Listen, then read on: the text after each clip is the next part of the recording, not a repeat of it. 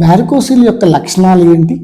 నమస్తే అండి, నేను మీ doctor Chintala Venkata Rakesh, consultant physician and endocrinologist, Sanjeevani hospital, Vijayawada. మనం ఇంతకుముందు వారికోసిల్ ఎందుకు వస్తుంది, దానివల్ల వీర్య కణాల యొక్క సంఖ్యలో తేడా ఏంటి కనుక్కున్నాం. ఇప్పుడు దాని లక్షణాలు తెలుసుకుందాం. ఇది చాలాసార్లు మనకుందన్న విషయం కూడా తెలియదు, అంటే సింటమాటిక్ అంటారు.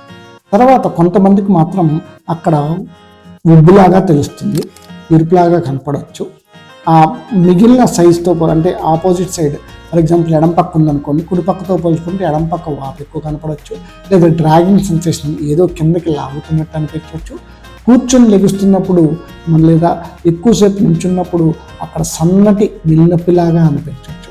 ఈ లక్షణాలు ఎక్కువ మనకు కనపడేది. లేదా మనం స్నానం చేసేటప్పుడు చూసుకుంటే అక్కడ ఏదో ఉబ్బుగా వాపుగా ఉన్నటువంటి విషయం తెలుసుకోవచ్చు అన్నమాట. ఇవి మనకి మెయిన్గా కనపడేటటువంటి లక్షణాలు. నమస్తే అండి.